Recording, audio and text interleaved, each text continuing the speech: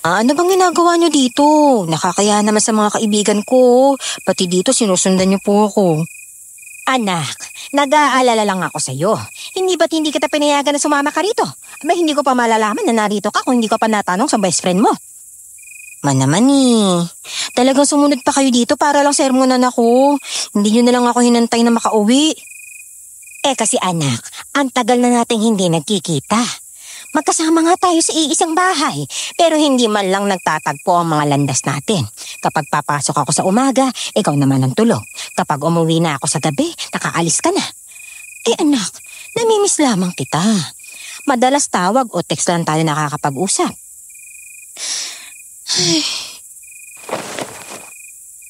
Napabuntong hininga si Celine at unti-unting nawala ang inis sa kanyang ina.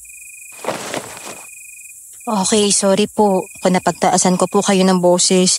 Nagulat lang naman po kasi ako na bigla na lang po kayong dumating Ay nako anak, namiss lang talaga kita. Halika nga rito, payakap na si mama. I miss you too, ma. Baka mamaya may boyfriend ka na ha, at ayaw mo lamang ipakilala sa akin kaya ayaw mo akong makita. Mama naman wala po Puro mga barkada ko lang po yung kasama ko rito. Diba nangako ako sa inyo na kapag magbo-boyfriend ako, ikaw ang unang-unang makakakilala sa kanya. Ikaw ang unang best friend ko Naku naman, napakasarap namang maglambing nitong anak ko. Halika na ma, doon tayo sa loob. Papakilala ko po kayo sa mga kaibigan ko.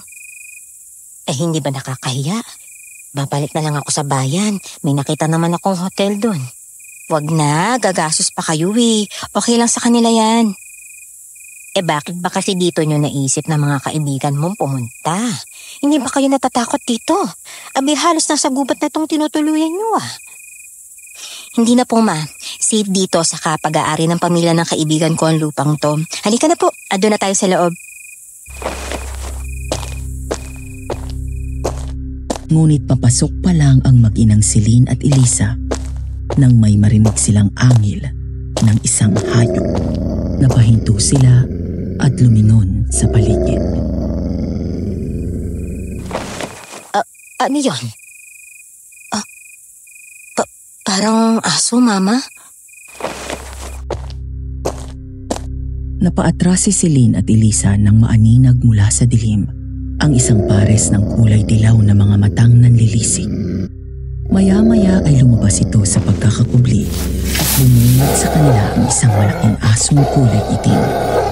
Agad tinago ni Elisa ang anak sa kanyang likod habang dahan-dahan silang umaatras. Ama, natatakot po ako. Huwag ka mag-alala anak. Nandito si mama ha. Hindi ko hahayaan na masaktan ka niyan. Agad dumampot ng mahabang sanga ng kahoy si Elisa at ginawa yung armas panlaban sa malaking aso. Kapag sinabi kong tumakbo ka na pabalik sa loob ng bahay ha. Bilisan mo. Mama, ayoko. Hindi po kita iiwan dito. Makinig ka sa akin, Celine. Huwag matigas ang ulo. Sundin mo ako. Pero ma... Sige na. Hinigpitan ni Elisa ang hawak sa kahoy at hinanda ang sarili. Maganda ka na, anak. 1, 2, Hindi pa man nakakatapos sa pagbilang si Elisa, ay bigla na silang nilundag ng malaking aso.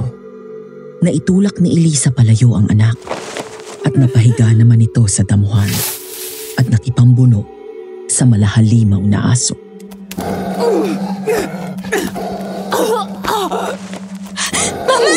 Mama! Tulong! Tulungan niyo mama ko! Mama! Tulong! Umalis ka na dito, Celine! Tumakbo ka na, anak! Iligtas mo na ang sarili mo! Takbo! Umiiyak na tumakbo si Celine pabalik sa bahay ng kaibigan para humingi ng tulong. Pero bago pa siya makalapit, ay narinig na niya ang malakas na sigaw ng ina.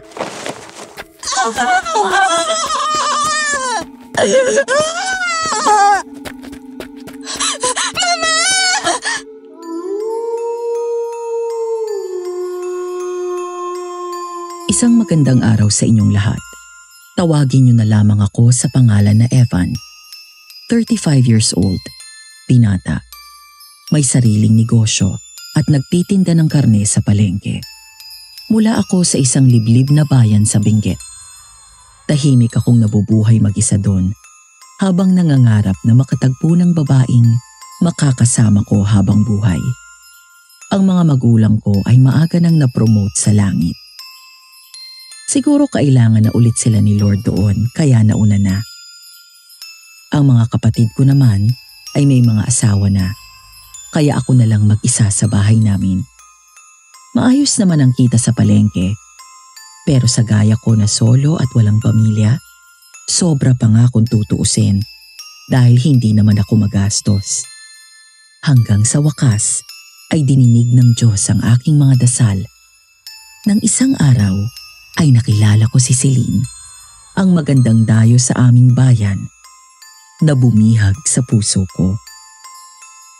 Hindi ko pinalagpas ang pagkakataon, lalo na nang malaman ko na siya ang bagong lipat at nakabili sa bahay sa tapat namin.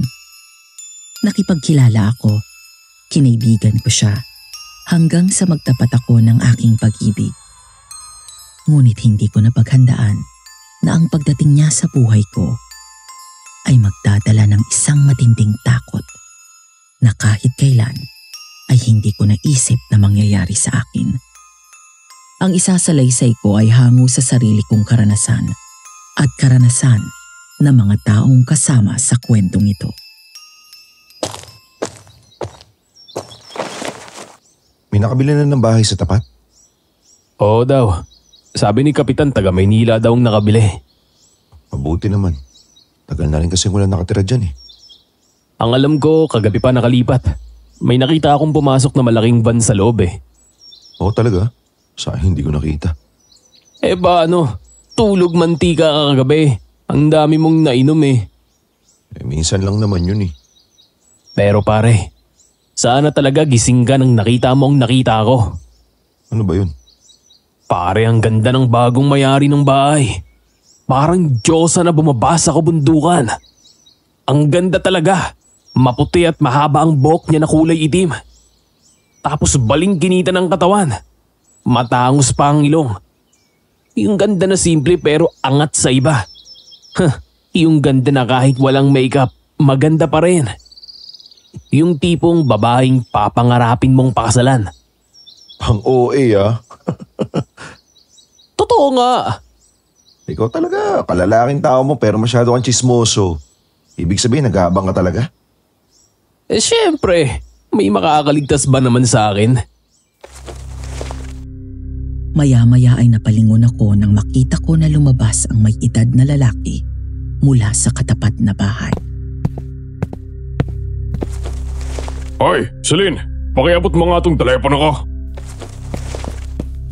Daig ko pa ang tinamaan ni Cupido nang lumabas mula sa bahay ang isang magandang babae.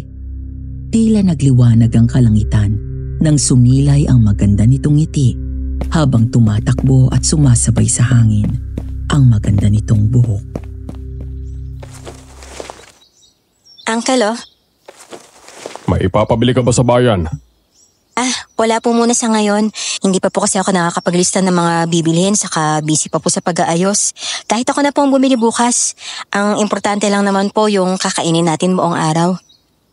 O siya, sige. Mauna na ako. Natulala na lang ako at hindi nakaimik habang pinagmamasdan ko siya. Tama si Mark, ang kaibigan ko na madalas nakikitulog sa bahay. Maladyosa nga ang kagandahan ng bago kong kapitbahay. Oh, laway mo, baka tumulo. Bah, nakanganga ka na dyan eh. Pare, ganyan pala talaga ang itsura ng mga anghel sa langit, no? Uy, ako ang unang nakakita sa kanya. Pare naman, 35 na ako. 5 taon na lang 40 na. Wala pa mo na sa akin si ganda. Tsaka kilala kita. Hindi mo seryosohin yan.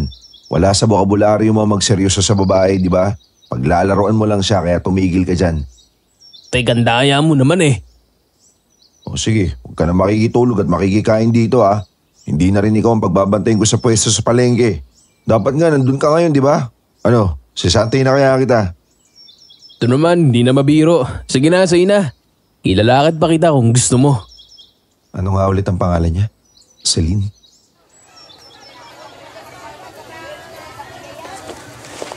Oy, mga suki!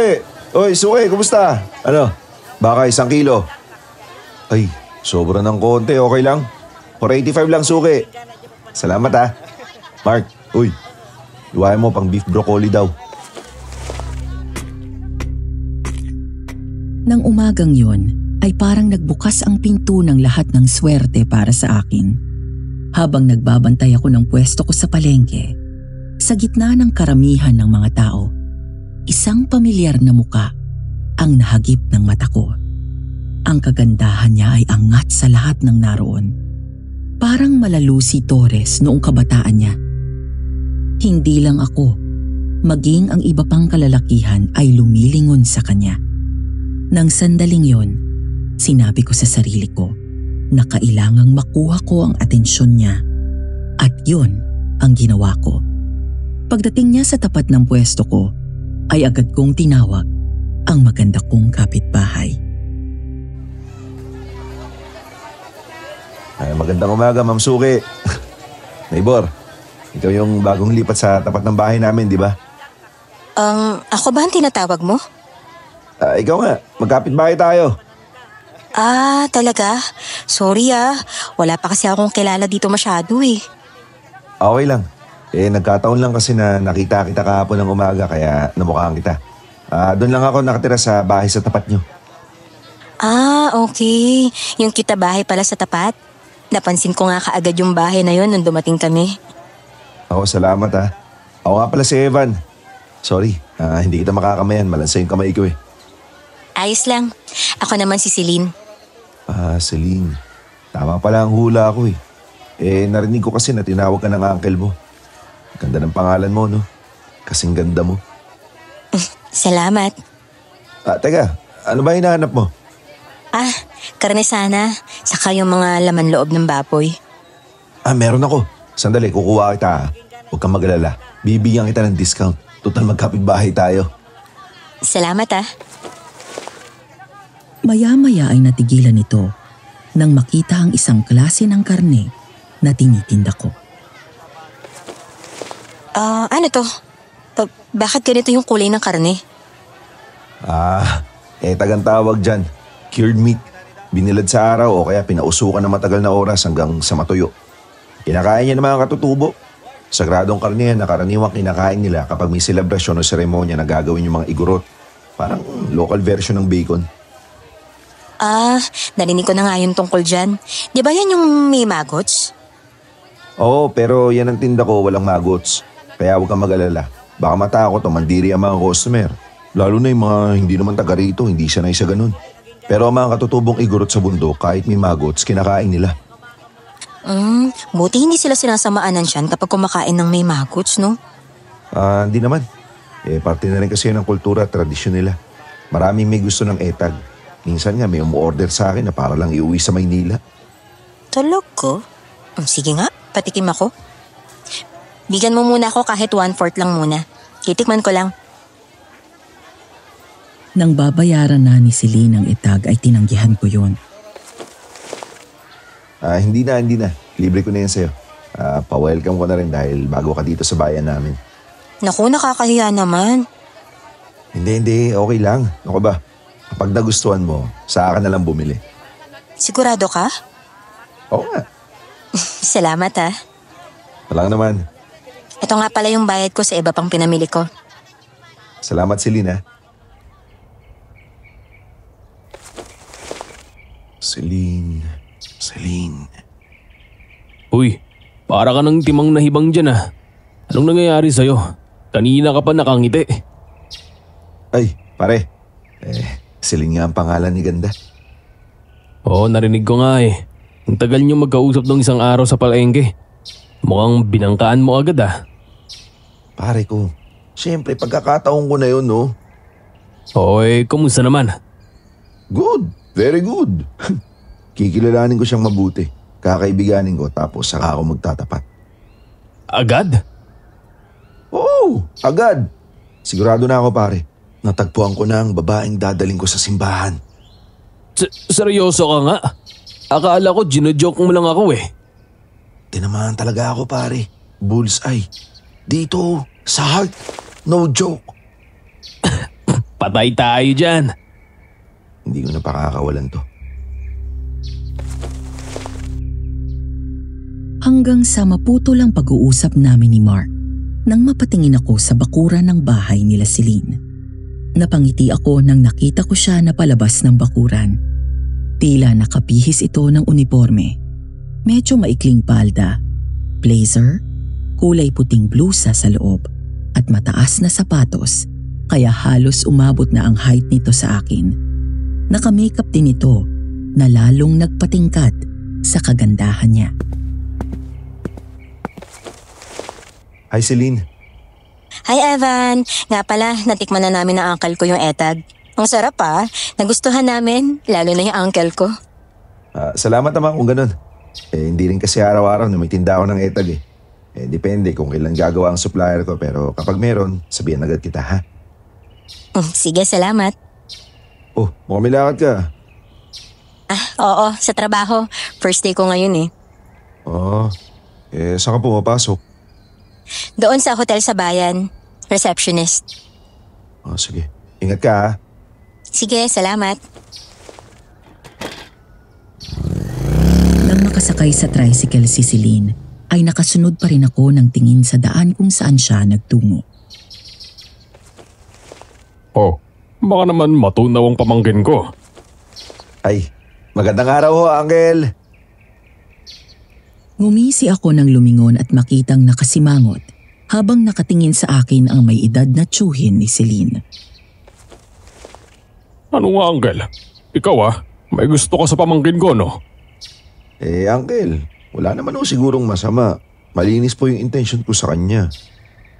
Kailan mo lang nakilala ang pamangkin ko Malinis agad ang intensyon mo? Ano ka, hilo? Uncle naman balita ko sabi ni Celine na gustuhan niya daw yung etag. Kapag nilakad niyo ako, palagi kayong may libre nun sa akin. 1/4 kilo na etag, libre. Ano palagay mo sa akin? Makukuha sa pagkain? Boy, kung hindi mo may tatanong, parang anak ko na yan si Celine. Kaya hindi yan basta-basta pwedeng ligawan ng kung sino. Aba, Uncle, kung ganun, nakilala niyo na ang nararapat para kay Celine. Dahil ako, hindi ako basta kung sino lang. May sarili akong pwesto sa palengke. Stable ang kita. Nakita niyo yung kotse ko? Pag-aari ko na rin yan. At may sariling lupa at bahay. May ipon na rin ho ako sa bangko at kaya kong buhayin si Celine. Kayabangan. Ay, hindi ho siya nagyayabang boss. Totoo po. Sa katunayan, kahit hindi kagapuan itong manok ko, maraming dalagang nagpapapansin dito. Sadyang mahilig kasi talaga sa mga exotic look ang mga tao dito. Uy, kala ko baka kampi kita. Anong exotic? Palagay mo sa akin endangered? Medyo. Hindi, ang ibig kong sabihin sa exotic, kakaiba. One of a kind. 1 in a million. Ano pa nga bang hahanapin nila? May boyfriend na sila, may tiyuhin pa. Hoy, 35 lang ako. Pero sige. Nagpupumilit ka, ilalakad kita. Basta siguraduhin mo lang na libre ang etag ko. Ako pong bahala sa inyo. Bigyan ko pa kayo ng discount sa bawat karne na bibili nyo sa akin. Yan lang gusto ko. Manugang ko. Uncle Berto na lang ang itawag mo sa akin. Eva naman po ang pangalan ko. Habang nakasandal ako sa kotse at naghihintay, ay sinuksok ko ang kamay sa bulsa ng suot kong jacket. Napakalamig sa binggit ng gabing yun. Nag-aalala si Uncle Berto kay Celine at wala daw itong dalang jacket nang pumasok. Bukod doon ay halos wala ng sasakyan na pumapasok sa lugar namin pagsapit ng 10 oras ng gabi. Kaya naman, nagpresenta na akong sunduin ito. Bigla akong napatuwid ng tayo. Nang sa wakas ay nakita kong lumabas si Celine. Yakap ang sarili at nangangatog sa lamig. Celine! Kinuha ko agad ang dala kong makapal na jacket at nagmamadaling lumapit dito. Nakita ko ang magkahalong gulat at pagtataka sa kanyang muka. Ngumiti lang ako kay Celine habang tinutulungan ko siyang magsuot ng jacket. Evan? Anong ginagawa mo rito? Nakisuyo kasi si Uncle Berto na dalang kita ng jacket at sunduin ka. Naku, nakakahiya naman. Nag-abala ka pa. Imbis na maaga kang nakakapagpahinga dahil magtitinda ka pa sa palengke. Sumadya ka pa rito. Ay, hindi. Okay lang.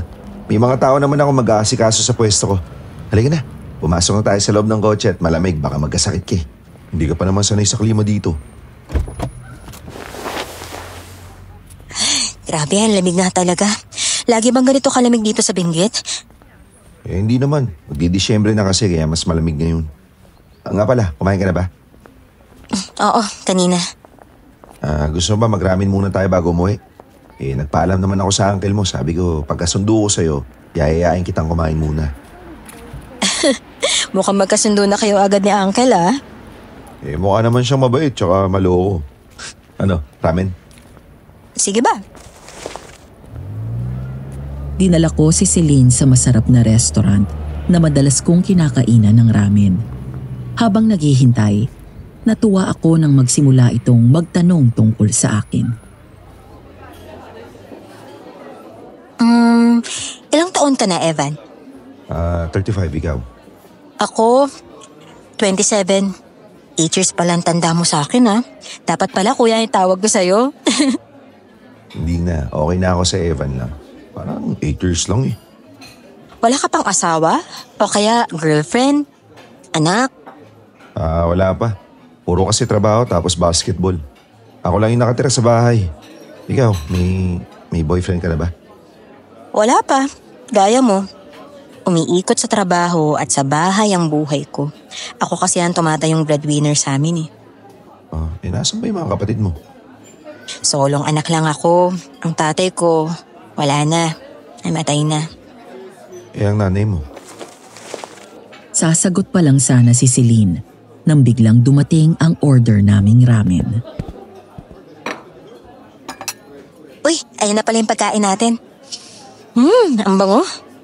Kainin mo hanggat bagong luto. Masarap yung sabaw. Sakto sa ganitong kalamig na panahon. Uy, salamat sa libre, Evan, ha? Wala nga naman. Nang matapos kaming kumain, ay agad din kaming umuwi. Ang unang inaakala ko na magiging mailap o maiilang sa akin si Celine ay hindi nangyari. Sa halip ay naging komportable ito habang matagal kaming nag-uusap.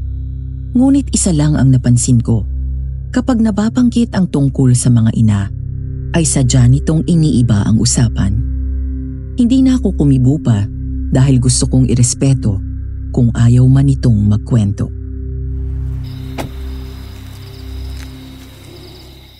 Maraming salamat ulit. Nag-enjoy akong kausap ka. Wala yun. Anong oras ba duty mo ulit bukas? Ganun pa rin. 3:00 ng hapon hanggang 11:00 ng gabi. Okay lang ba na sunduin ulit kita bukas? Hindi actually. Hindi lang bukas. Kahit sa mga susunod na araw pa. Ha? Hindi ba abala sa'yo ng husto yun? Hindi. Basta ikaw. Hindi ka magiging abala sa akin. Sige. Okay lang. Salamat kung ganun. Pwede ka bang kunin ng number mo kaya kahit FB mo? Oo naman, walang problema, no? Baka pala bukas dumaan ulit ako sa pwesto mo. Kailangan ko kasi bumili ulit ng mga laman loob ng baboy eh. Sige, nandun lang naman ako. Ilang sandali pa ay natigilan kami matapos makaramdam bigla ng matinding kilabot. Matapos umalulong ng malakas ang isang aso.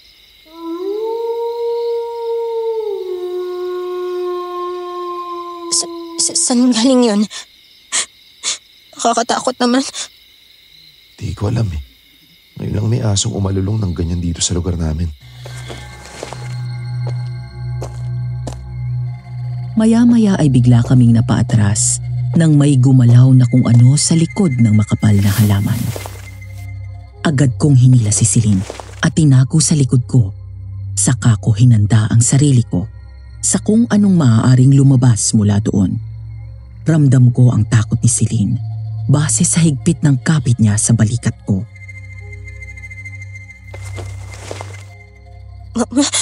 May aswang yata. Aswang? Walang aswang dito sa lugar namin, no?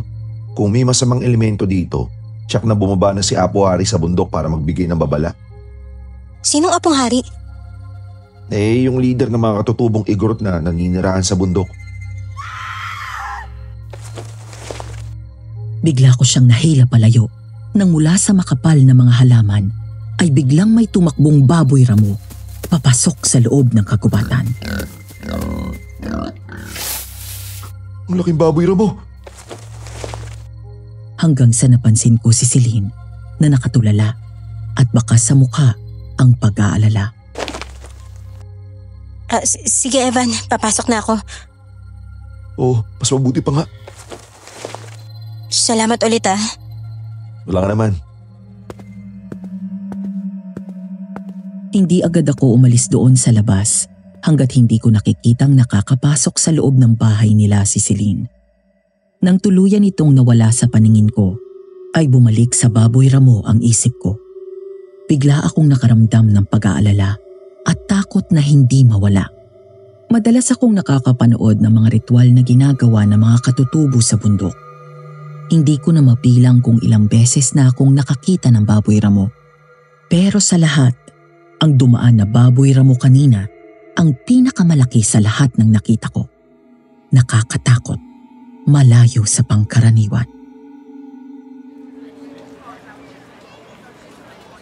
Kuya, sakto 100 na to ha. Ano pa? Ito lang? Salamat po. Pare, sukle, 80 pesos dito kay ate. Thank you po, Suki. Sa ulitin. Tingnan mo nga naman ang pare ko. Kapag sinuswerte talaga sa umagang to. Aba pare, ano bang sikreto mo at parang nasasalo mo lahat ng grasya? Ano nagsasabi mo dyan? Oh, yung baby mo, parating na. Sinundan ko ng tingin ang lugar na tinuro ng nguso nito. Parang may automatic switch ang labi ko. At napangiti ng malaki nang makita ko na parating si Celine. Tumalon ang puso ko nang tumingin ito sa akin at kumaway. Hi, Celine.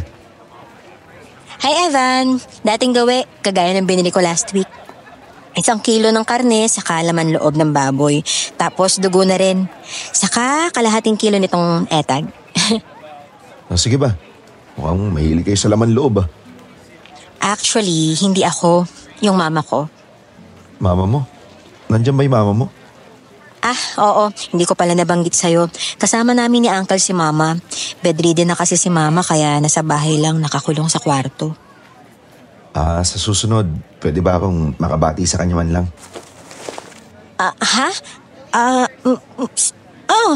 Pwede naman. Pero wag muna ngayon ha. May sakit pa kasi siya eh. Ang sabi ng doktor, kailangan siya na naka-isolate muna. Ha? Anong sakit niya? Na-COVID siya eh. Buti hindi kayo nakawa ni Uncle Berto. Oo. Negative naman ang test namin. Buti kung ganun. Hetong bayad ko. Salamat ah. Dinagdagan ko pala yung etag. Pakibigay kay Uncle Berto. Ay naku, ayan ka na naman eh. Hindi, sige okay lang. May usapan na kaming dalawa ni Uncle. Alam niya na yun. Naku, si Uncle talaga oh. Huwag kang magpapauto dun. Hayaan mo na. Sige, salamat ulit. Paano? Dito na muna ako ah. Ingat ka sa pagpasok mo ah. Sunduin ulit kita mamayang gabi. Sige, see you later. Hindi mapatid ang ngiti ko sa labi habang sinusundan ko ng tingin si Celine. Hindi ko alam kung nagayuma ba ako.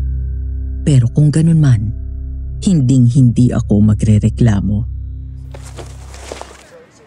Yan ang bossing ko. Boss, painom ka kapag kayo na ha. Gusto ko magpalitsyon pa ako eh. Yun, sabi mo yan ha. Lumipas ang mga araw at naging mas malapit kaming dalawa ni Celine. Hindi ko tinago sa kanya ang damdamin ko.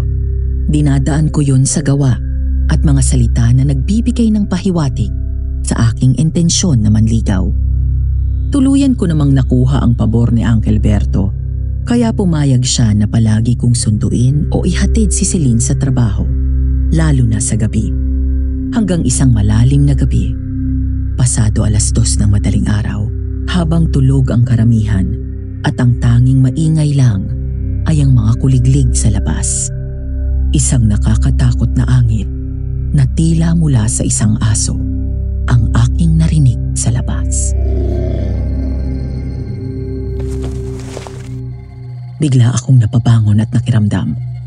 May naglalakad sa loob ng bakuran ko.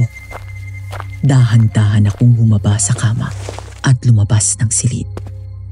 Kinuha ko ang aking itak at patuloy na nakiramdam hanggang sa bigla akong napaatras nang mula sa nakabukas na bintana ay nakita ko ang isang malaking itim na aso.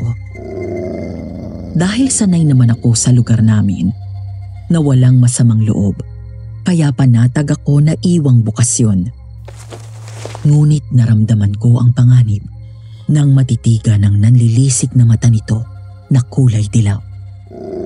Umaagos ang laway mula sa bibig nitong may matatalas na ngipin. Habang nakakapit sa hamba ng bintana ang dalawang paa nito, parang anumang oras ay tatalo nito papasok. Habang tila isang masarap na pagkain na tinitignan ako habang lumalasap pa. Aswang! Hindi ako maaaring magkamali. Kahit na noong gabing lang yon ako unang beses makakita ng aswang. Alam ko agad na hindi ordinaryong aso ang nakasilip sa bintana ko at nakatingin sa akin. Wala akong masyadong alam sa pangontra sa kanila. Basta ang naaalala ko ay ang sabi-sabi ng nababasa ko. Kaya naman agad akong kumuha ng asin at bawang. Saka ko sinabo yon sa bintana. Dahil doon ay bigla itong bumaba at tumakbo palayo. Nagmadali akong sumilip sa bintana at mula doon ay nakita ko ang malaking aso na pumapasok sa masukal na gubat. Hindi ako pwede magkamali. Aswang yun. Sigurado ako. Ang malakas na sigaw na yon ang sunod kong narinig makalipas ang ilang sandali. Sino yun? Nakalimutan ko bigla ang panganib at nagmadali akong lumabas ng bahay. Hindi ko rin alam kung anong pumasok sa isip ko.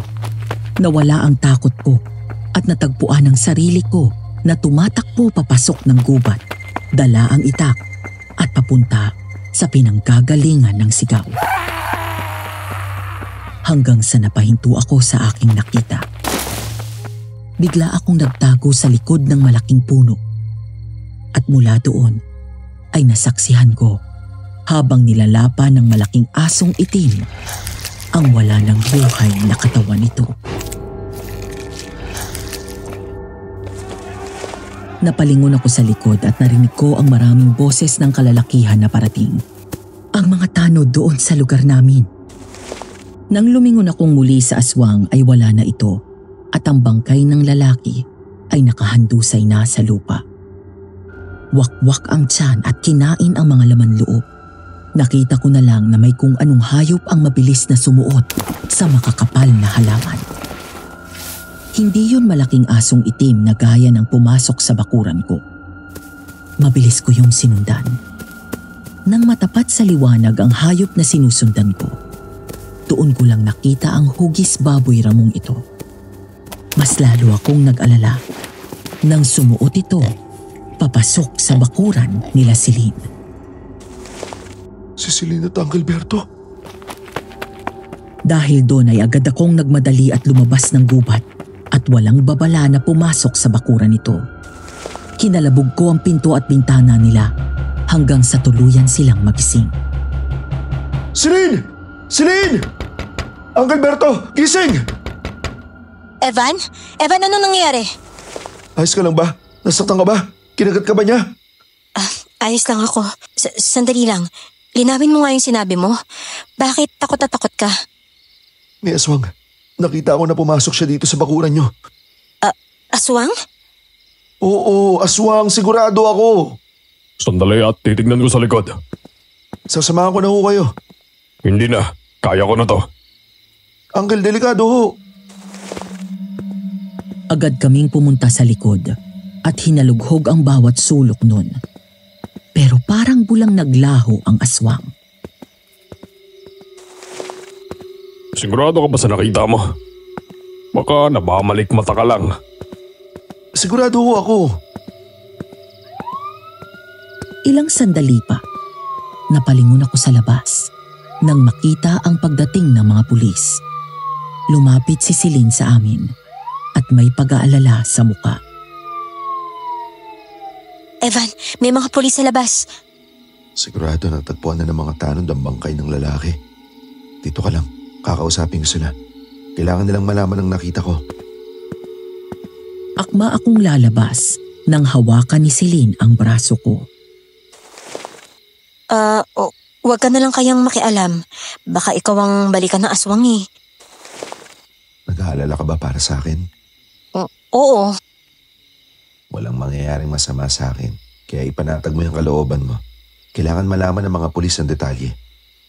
Sige. Sige na, matulog ka na ulit. Pasensya na kung naabala kita ha.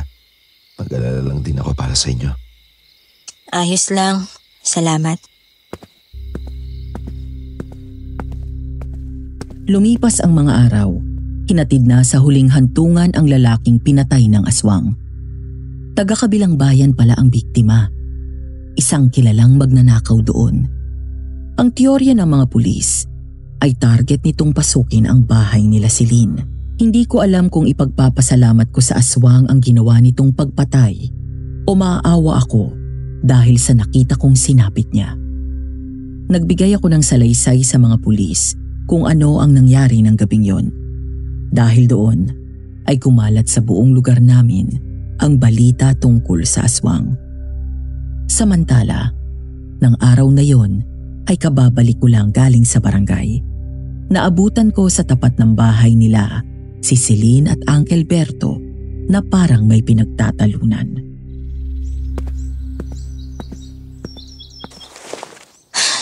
Hindi na dapat maulit yun, Uncle ah. Kailangan masiguro natin na sarado yung pinto. Pangalawang beses nang nangyari to eh. Hindi ko nga alam kung paano niya nagagawa na makawa. Oh, Evan. Agad ngumiti si Celine nang lumingon sa akin. Hi Celine. Mukhang nagtatalo kayo magtiyo ah. Hindi naman. Saan ka nanggaling? Doon sa barangay. Nakibalita ako tungkol sa aswang. Oh, anong sabi ni Kapitan? Ayaw daw maniwala ng mga pulis na aswang. Baka daw gawayo ng mga adik at inakala ko lang na aswang. Baka daw inaanto ako ng mga oras na yun. Mas marunong pa sila sa nakakita. Basta sigurado ako, aswang yung nakita ko ng gabing yun. Kung hindi ako nakalaban, baka ako yung nilibing kanina. Pero naniniwala naman si Kapitan sa akin kaya pinaikot na niya yung mga tanod na magbahay-bahay at pinag-iingat ang mga residente at hindi mo na pinalalabas sa gabi. Oh, narinig mo yun, Celine. Tapos ayaw mo pang magpasundo dito kay Evan. Uncle, nakakahiya na rin ho kasi. Napupuyat siya dahil sa akin eh. Palagi siyang kailangan maaga sa palengke. Celine, wala naman sa akin yun eh. Masaya ako na hinahatid o sinusundo ka. Lalo na ngayon na delikado ang panahon at may gumagalang aswang. Mas mapapalagay ako kapag nakasiguro akong ligtas ka.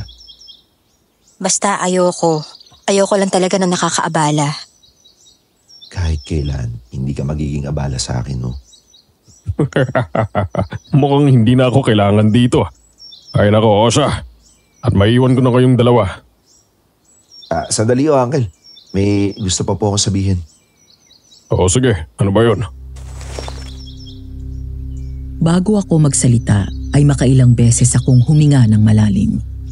Pilit na kinakalma ang sarili matapos akong biglang makaramdam ng nerbiyos.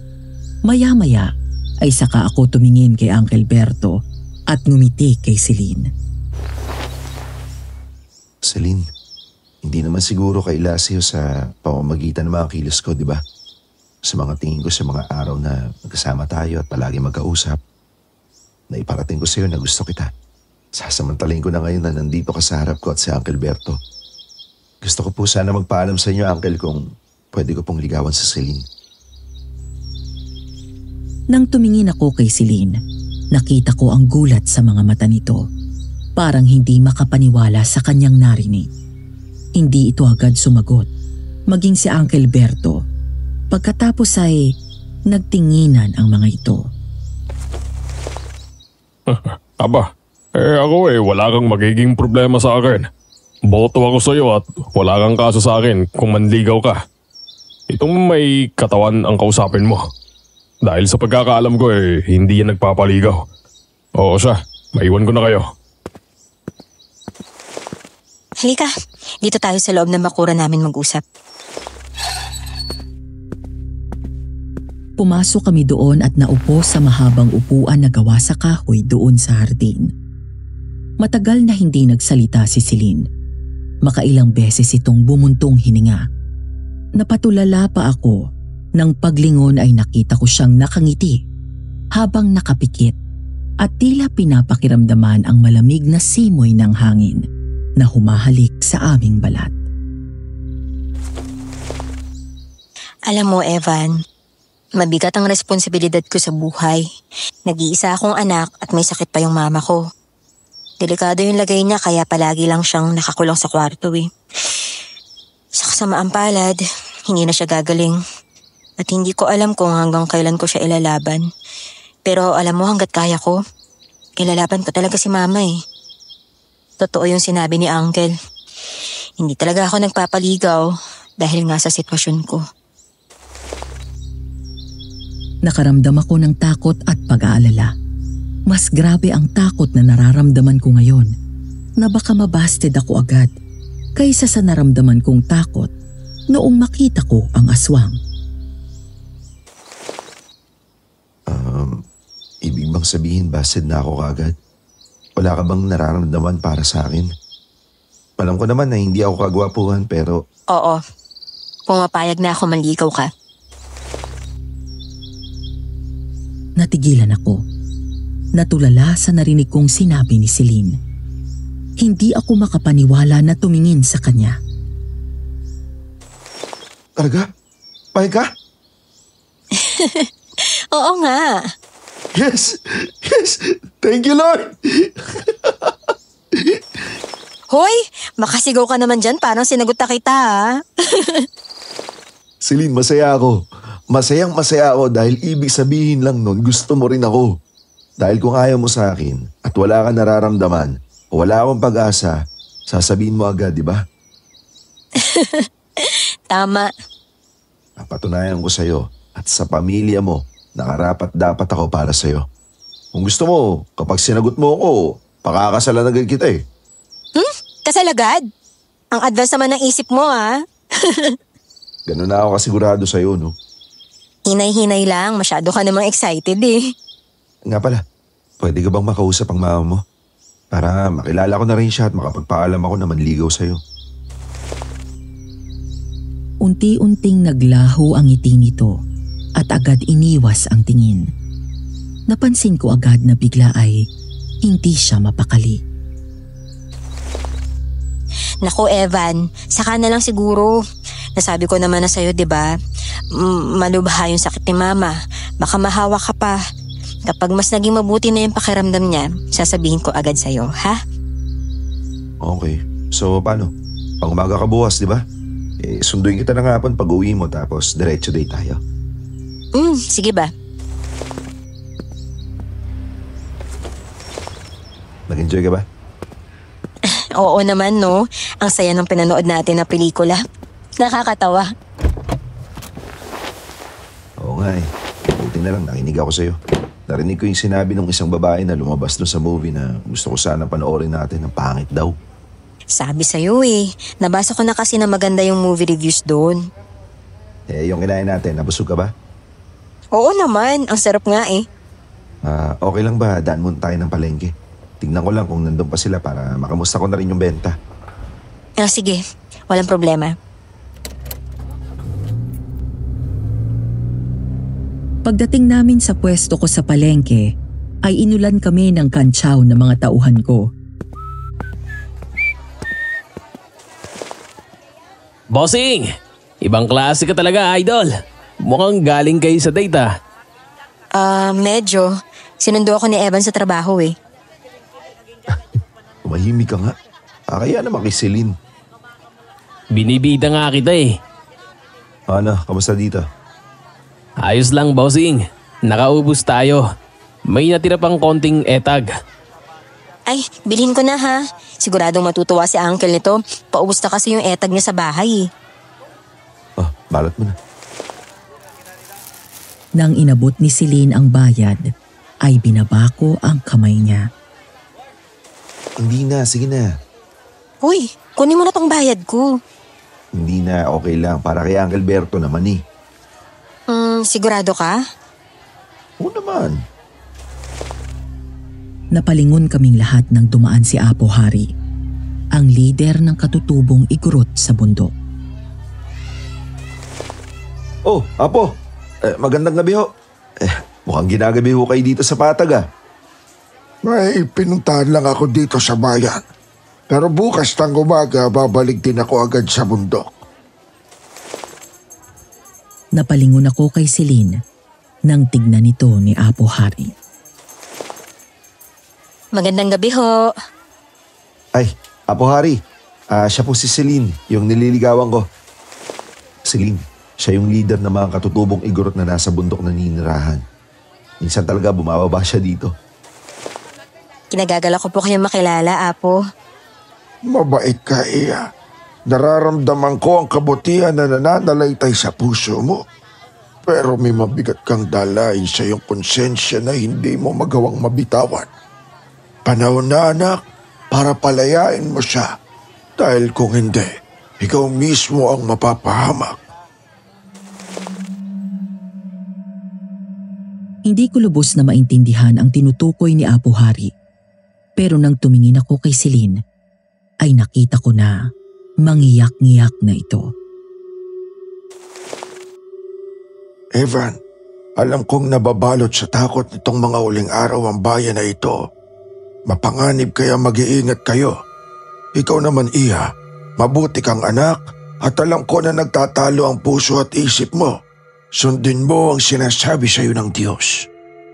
Salamat po. Ingat ho kayo sa pag-uwi, Apo. Nang makaalis si Apo Hari, ay nanatiling nakasunod ang tingin ni Celine dito. Okay ka lang? Oo naman. Halika na, umuwi na tayo.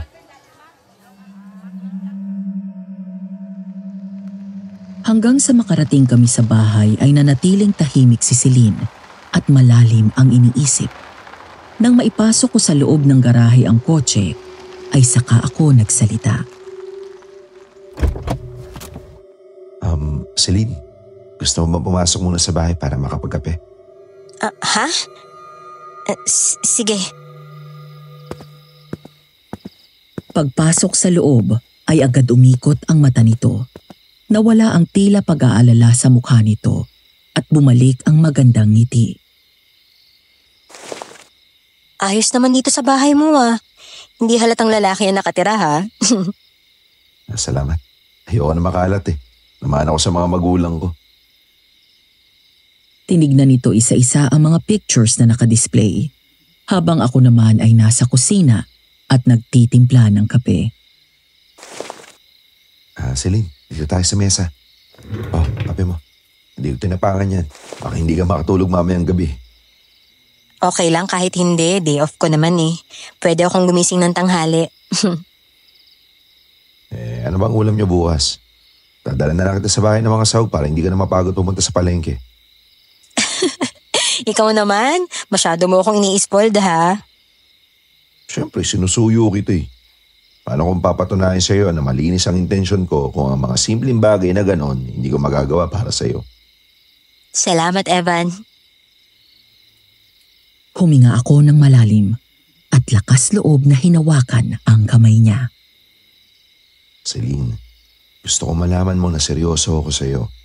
Sa sandaling panahon na nakilala kita, Alam ko na ikaw na ang gusto ko makasama habang buhay. Pasensya ka na kung advance ako masyado mag-isip ha. Pero nagiging tapat lang ako sa totoong nararamdaman ko.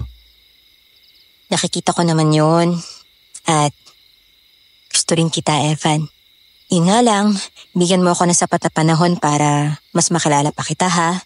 Marami ka pa rin namang hindi alam tungkol sa buhay ko na hindi ko rin alam kung kaya mong tanggapin. Kapag handa na ako, sasabihin ko sa'yo lahat-lahat. At kapag nalaman mo, saka ka magdesisyon kung kaya mo pa rin akong mahalin. Kahit ano pa yan, handa ako. Basta para sa'yo. Bigla kaming napatayo nang marinig namin ang nakakatakot na angil na yun mula sa labas. Hinila ko si Celine at tinago sa likod ko, saka dinampot ang itak. Yan na naman ang mga aswang. Sandali, titingnan ko para makasigurado tayo. Hindi pwede, delikado. Baka bigla kang sugurin. Hindi yan. Anong hindi? Yung huling nakita akong nilapitan ng aswang na yan, nilapa ang tiyan. Kaya dito ka lang sa likod ko. Bigla kaming napaatras ni Celine nang bumungad sa nakabukas na pinto ng bahay ang malaking itim na aso. Umatras kami ng husto papunta sa kwarto at binuksan ang pinto.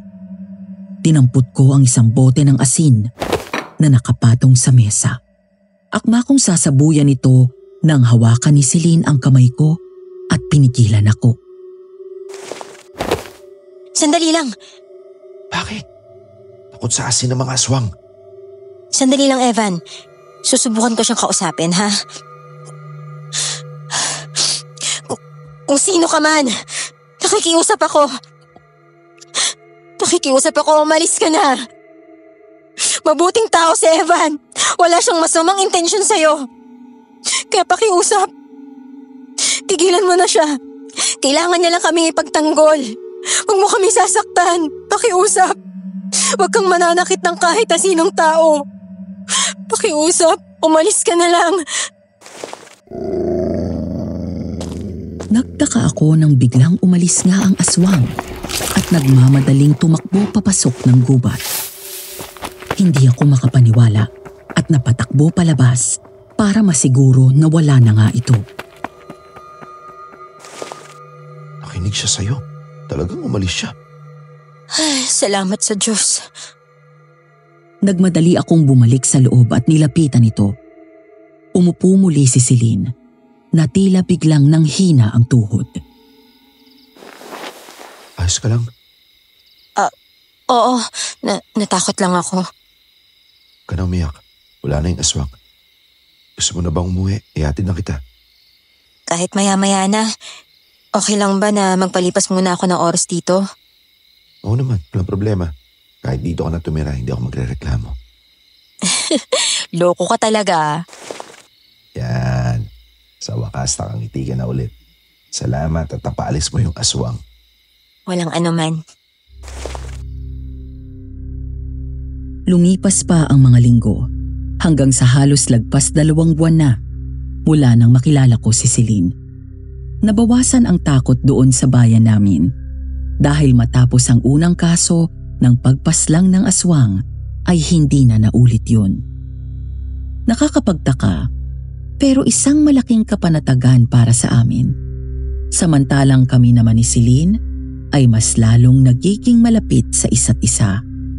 Kahit na nanliligaw ako sa kanya, mas naging matibay din ang pagkakaibigan namin. Mas marami pa kaming nalalaman tungkol sa isa't isa. May mga pagkakataon na hindi naiiwasan ang pagtatalo at hindi pagkakaunawaan. Gaya kanina, naabutan niya kung may kausap na babae nang pumunta siya sa palengke para bumili ng karne. Pero dahil sa kadaldala ni Mark, nalaman ni Celine na ex ko ang kausap ko. Ano, hindi pa rin sinasagot ang mga chat mo? Hindi pa nga eh. Ikaw kasi daldal mo eh. Bakit mo pa sinabi na ex Christina? Aba, ala ka naman magsinungaling ako. Nagtanong ng maayos kaya sinagot ko lang ng totoo. Eh di ba totoo naman na ex mo si Tina? Saka paanong hindi magtatampo sa'yo? ngiting-ngiti ka sa pakikipag-uusap doon kay Tina eh. Hindi mo nga halos napansin ang pagdating niya. Nakita mo nga lang si Celine nung paalis na siya. Natural, magsiselos yung tao sa'yo. Ano yung gagawin ko? Ikaw, bumili ka ng peace offering. Ano ba sa tingin mong magugustuhan niya? Mahilig ba siya sa bulaklak? Ayun, tama, bulaklak. Oh, ano pang ginagawa mo dito? Umalis ka na, bumili ka na. Hindi na ako naghintay ng matagal. Nagmadali akong sumakay ng sasakyan at pumunta sa bayan. Saka bumili ng isang bungkus ng magagandang bulaklak. Matapos yun ay agad akong bumalik sa bahay at pinuntahan si Celine. Celine? Celine? Uncle Alberto? Nakailang tawag ako pero walang sumasagot. Sigurado ako na naroon si Celine dahil wala naman akong alam na may ibang lakad dito. Kaya naman pumasok ako sa bakura nila at kumatok sa pinto. Celine? Tao po!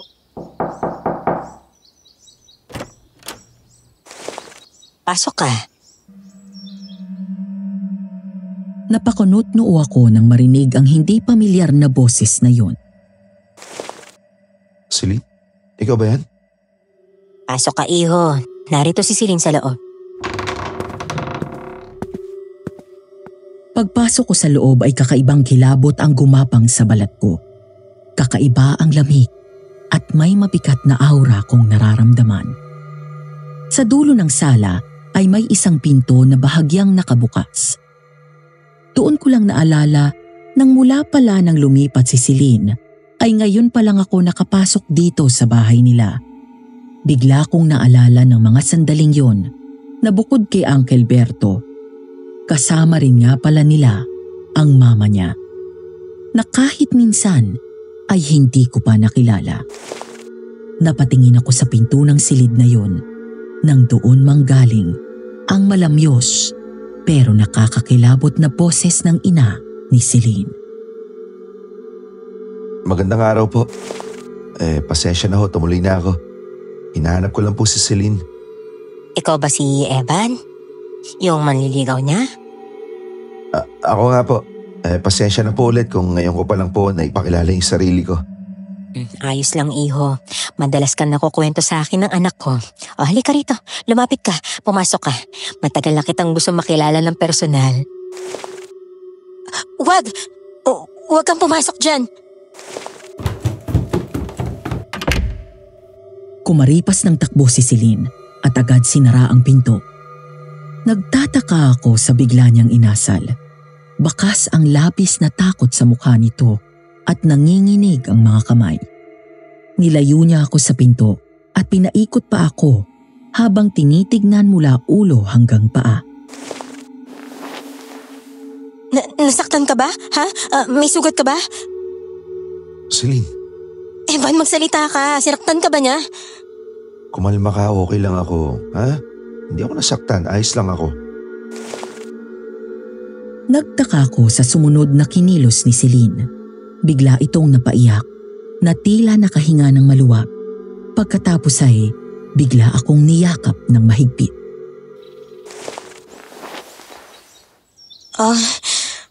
Akala ko kung napaano ka na eh. Uminom ka muna. Mula sa kanila ay dinala ko si Celine sa bahay ko. Iyak kasi ito ng iyak sa takot habang nakayakap sa akin. Salamat. Pinagmasdan ko siya habang umiinom. Kalmado na siya ngayon. Matapos yun ay kinuha ko ang baso at nilapag sa mesa. Saka ko hinila ang silya at naupo sa harap nito. Gusto mo bang ipaliwanag sa akin ang nangyayari doon kanina? Bakit ka ba takot na takot? Meron pa kasi akong hindi nasasabi sa'yo tungkol sa mama ko. Ang dahilan kaya hindi kita maipakilala sa kanya. Bukod sa may sakit siya, may mga pagkakataon na nawawala siya sa sarili at nananakit ng tao. Yun ang dahilan kaya palagi siyang nakakulong lang doon sa kwarto. Nung una, ako lang yung umaasikaso kay mama. Pero nahihirapan akong kumilos mag-isa dahil nga hindi ako makapagtrabaho eh. Nababaon na kami sa utang kaya humingi na ako ng tulong kay uncle. Kaya ako nilipat dito sa probinsya si mama dahil baka matahimik kami kapag lumayo na kami sa Maynila. Kasi pinagchichismisan na kami ng mga dati naming kapitbahay doon sa lugar na pinanggalingan namin eh. Pasensya ka na ako nang hasa kong pumasok. Inintay dapat kita. Ayos lang. Pasensya ka na rin kung sa ganung paraan mo panalaman ng tungkol kay mama. Teka, bakit mo nga pala ako hinahanap? Kinuha ko ang bulaklak na binili ko at binigay yun kay Celine. Para ibigay sa'yo yan. Peace offering. Peace offering? Alam ko na nagtampo ka sa akin kanina doon sa palengke. Natawa ko nang biglang mapaalis ang ngiti nito, saka umirap. Oo nga pala. Nisik ka nga pala kasi kanina masyado sa ex mo. Mukhang ang saya-saya mo pa nga habang kausap siya eh. Tapos napansin mo lang ako nung paalis na ako. So tama nga si Mark. Nagsiselos ka nga. Ha? Selos? Hindi ah. At naman ako magsiselos. Bakit ganyan bigla yung mood mo? Kanina lang iyak ka ng iyak habang nakayakap sa akin. Tapos naalala mo lang yung kanina sa palengke. Di sumimangot ka na naman. Sige na, uuwi na ako. Pinagtatawanan mo na ako eh. Saka baka mag-uusap pa kayo ng ex mo. Sandali lang naman. Ito naman masyadong matampuhin eh. Ang cute pala magselos ng baby ko. Mas lalo kang gumaganda kapag salubong ang kilay mo, no? He, baby ka dyan. Ayaw mo? Sige, ano na lang. Love? Sweetheart? Mahal? Darling? Irog? Hindi pa kita sinasagot, no? Kailan mo ba kasi ako sasagutin? Nakachancing ka na nga sa akin kanina eh. Ba't ka ba nang mamadali? At ako pa talaga ng chancing, ha? Sino bang yumakap sa akin? Ikaw talaga sinasamantala mo ang kainaan ko. Hoy, ang kapal mo, ha? Kapal nito. Hindi, joke lang. Pinapatawa lang kita. Nanunulis na kasi ang uso mo. Huwag ka na kasi magselos kay Tina. Una, may asawa na yon at 3 na ang anak. Inaanak ko pa yung bunso. Kinukwento niya lang yung mga kakulitan ng asawa at mga anak niya kaya tumatawa kami. High school pa nung maging kami. At wala pang 5 buwan yung tinagal ng relasyon namin. Hindi kasi kami seryoso tapos naging tropa na kami. Pero walang ibig sabihin yun, promise. Kasalanan ko dahil hindi kita napansin kaagad kaya sorry.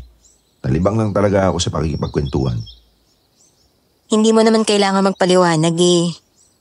Sus, wari ka pa dyan. Sige na, okay na. Talaga ba? Bati na tayo? Oo na nga.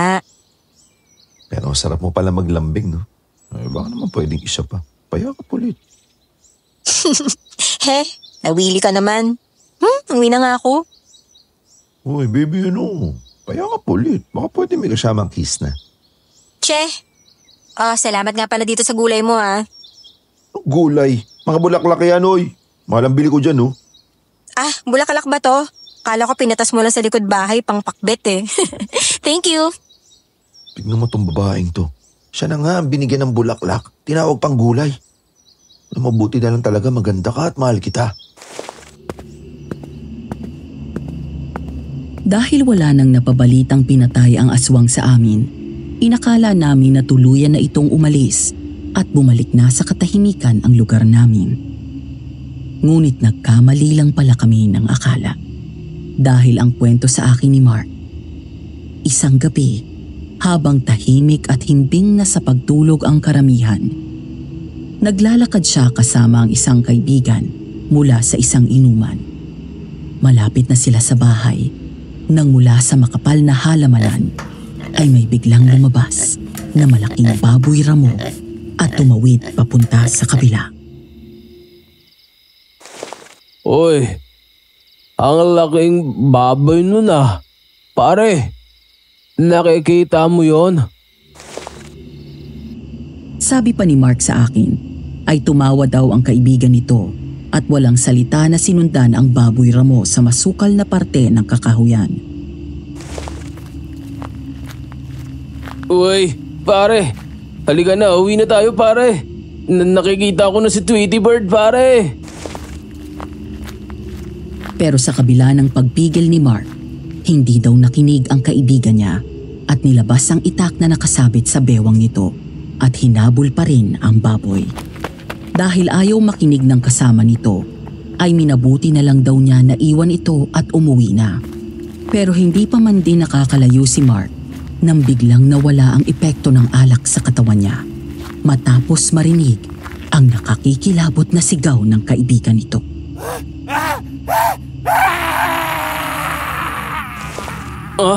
Ano yun? Pare! Pare! Anong nangyayari sa'yo?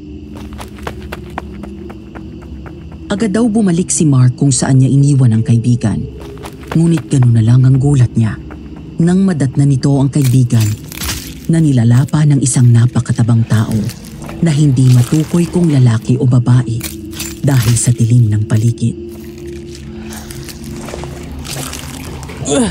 Pare!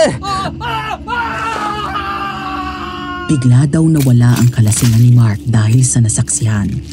Lalo na nang lumingon ang aswang sa kanya, kaya mabilis siyang napatakbo.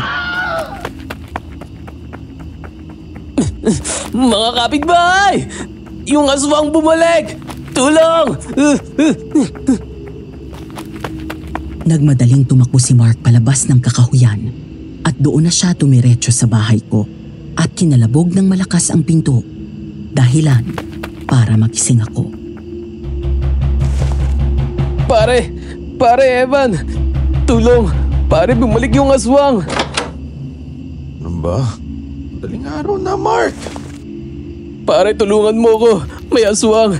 Nakita ko may aswang. Pinatay niya si paring Mike. Kitang-kita ako, pare. Ano? Si Mike? Sigurado ka ba? Baka naman nagkakamali ka. Kasi mukhang marami ka na inom.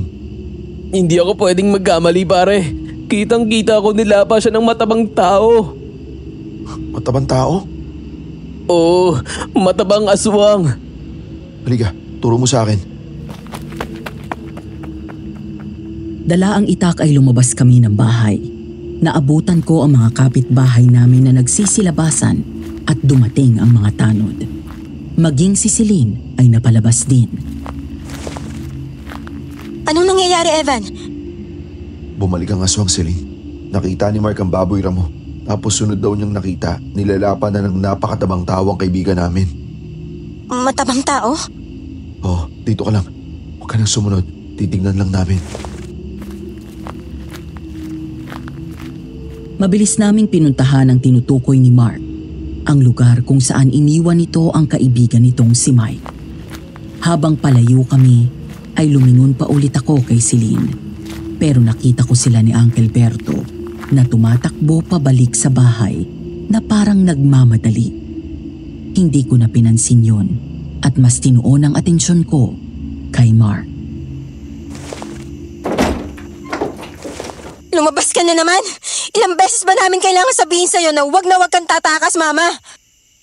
Ginagawa niyo akong preso sa sarili kong pamamahay. Mama, alam mo naman kung bakit, diba? Dahil nananakit ka na. Dalawa na nga yung napapatay mo dito, oh. Mama, please. Please, tama na. Pagod na ako magpalipat-lipat ng lugar. Maawa ka naman sa akin, oh. Pagod na ako. Pagod na akong itago ka. Eh di sana'y pinatay mo na lamang ako. Noon ko pa sinasabi sa'yo na patayin mo na lang ako. Akala mo ba'y gustong-gusto ko ng pumapatay at kumakain ng tao? Pakiramdam ko ay mas masawil pa ako sa hayop. Dinaig ko ba yung mga alagang aso at pusa ng ibang tao? Sila maayos na pagkain ang binibigay ng kanilang amo. Ngunit ako, ilaw na karne. Inuuod na karne, laman loob at laman ng tao ang parati kong gustong kainin. Hindi ko to nais, hindi ko to ginusto. Impyerno ang buhay ko mula nung naging aswang ako. Mama, hindi ko na alam yung gagawin ko. Ayoko nang umalis dito. Pagod na ako. Ate Eliza, kung nakikinig ka lang sana sa anak mo, hindi tayo mamumroblema ng ganito. Hindi ko mapigilan ang sarili ko. Sa tuwing kabilugan ng buwan, hindi ko mapigilang magpalit ng anyo bilang baboy, ramo at aso. At walang ibang hinahanap ang panlasa ko kung hindi ang laman ng tao. Mama, hanggang kailan ba tayo ganito? Hanggang kailan? Patawarin mo ako, anak. Alam kong gusto mo nang sumuko. Maaari mo na akong bitawan para makausad ka na sa buhay mo, ha? Alam kong mahal mo na ang binata na nakatira sa tapat ng bahay natin. Gusto kong maging masaya ka. Kaya sige na, anak. Palayain mo na ako. Tapusin mo na lamang ang buhay ko. Ma, hindi ko kaya. Hindi ko alam kung kaya ko mabuhay nang wala ka. Hindi kita kayang patayin. Ma, please. Hindi ko to kayang gawin. Nanay kita, mahal kita. Hindi ako patatahimikin ang konsensya ko kapag sinunod ko po yung gusto nyo. Kaya mo yan, anak. Kayang-kaya mo. Naniniwala ako sa'yo, ha? Kaya, pagpatuloy mo akong itinago, darating ang araw na matutuklasan din ng mga tao na isang aswang ang iyong ina. At ayoko magyari yun, anak. Lalayuan ta nila, maniwala ka sa akin. At baka pagbintangan ka rin na isa ka ring aswang. Ikaw lang ang mapapahamak at ayoko mangyari yun, anak. Pakiusap. Mama, anong gagawin ko? Kunin mo na ang pinabili kong baril sa iyo. Hindi! Ayoko!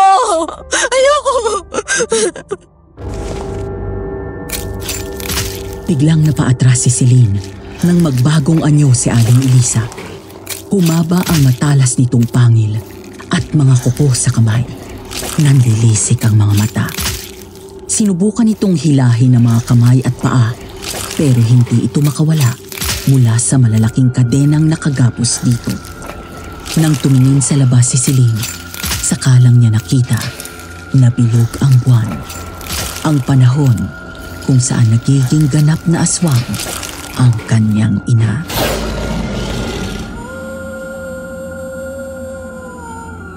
Sa isang iglap ay tila hindi na nakikilala ni Aling Elisa ang anak. Pilit itong inaabot si Celine pero hindi nito magawang makatayo sa kama dahil sa katabaan nito. Kung ayaw mo kong mamatay, ibigay mo sa akin ang binatang iyon. Ibigay mo sa akin si Evan para sa darating na kaarawan ko. Siya ang gusto kong kainin. Si Evan? Mama, ano ba? Narinig niyo ba yung sinasabi mo?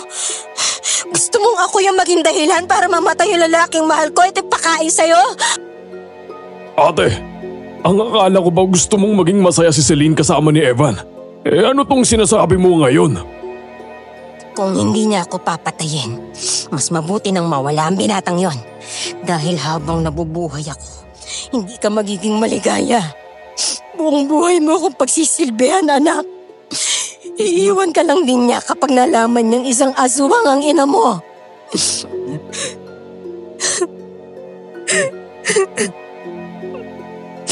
Papa, please. Please. Huwag mong gawin sa akin to. Ayaw mo akong patayin para matapos na ang paghihirap ko at matahimik ang lahat. Pero ayaw mo rin ibigay sa akin ang binatang iyon. Anak, ano ba talaga ang gusto mong mangyari? Mamili ka na ngayon din. Sino ba ang mas mahalaga sa'yo? Ako, na sarili mong ina, o ang binatang iyon? Halika na, Iya. Lumabas na tayo at mamaya lang ay magpapalit na naman siya ng anyo. Nagmadaling lumabas ang dalawa at pinadlak ang pinto. Kasunod nun ay narinig na lang nila ang malakas at nakakatakot na kahol ng aso.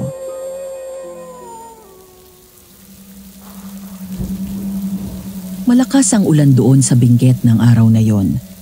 3:00 pasado ng hapon, pero makulimlim ang langit. Mula kahapon ay hindi ko pa ulit nakikita si Celine. Hanggang sa mga sandaling yon ay hindi pa rin mawala sa isip ko ang pag-uusap ni Celine at pamilya nito na aksidente kong narinig noong isang gabi. Nagulantang ako sa aking nalaman. Kahit sa panaginip ay hindi ko naisip na may tinatagong sikreto si Celine. Ang nanay ni Celine, ang aswang na pumapatay at naghahasik ng takot dito sa bayan namin. Bigla kong naalala ang sinabi sa amin ni Apo Hari. Iyon marahil ang tinutukoy nito. Pero ang higit kong kinababahala ay nanghingin ako ng nanay ni Celine para kainin. Wala akong narinig na sagot mula sa kanya dahil umalis na agad ako dahil sa takot. Natutuwa ako nang malaman na mahal ako ni Celine, pero hindi ako sigurado kung sapat na ba ang pagmamahal niya sa akin para ipaglaban ako sa kanyang ina o sa huli ay isasakripisyo niya ako. Ilang sandali pa ay natigilan ako nang makitang may humintong tricycle sa tapat at mula doon ay bumaba si Celine na basang-basa ng ulan. Napahinto ito pag-abot ng bayad sa driver at lumingon sa akin. Nagmadali akong kumuha ng payong, saka lumabas at pinayungan ito.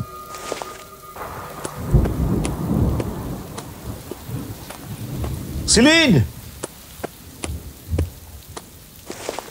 Bakit basang-basa ka? Bakit di mo ako tinawagan o tinext man lang para magpasundo? Akala ko ba wala kang pasok? Grabe naman mang interrogate to. Nakalimutan ko kasi yung payong ko sa bahay sa pagmamadali ko kaninang pumasok. Sorry, naalala lang kita. Halika, dumun tayo sa loob. Maliligo lang muna ako ha, saka magpapalit ng damit. Ayoko naman magkalat ng tubig sa bahay mo. Sige, hintayin kita. Maghahanda na ako ng merienda ha. Inatid ko pa siya hanggang sa loob ng bakuran nila bago ako bumalik sa bahay. Sa kabila ng nalaman ko, doon ko lang napagtanto na hindi nabawasan ang pagmamahal ko sa kanya at tanggap ko anumang pamilya ang mayroon siya. Makalipas lang ang mahigit 30 minuto ay dumating na nga si Celine. Ano ba nangyari? Pala ko day off mo ngayon. Oo. Kaya lang ako tumawag kagabi kasi yung kasama ko na dapat duty kaninang umaga, dinala sa ospital yung mama niya saka wala magbabantay. Ayun, nakiusap siya na baka pwedeng ako muna yung mag-duty. Pumayag naman ako. Tapos siya naman na mag-duty bukas para sa akin. Sana sinabi mo sa akin para naiatid kita o nasunduman lang. Tuloy basang-basa ka ng ulan.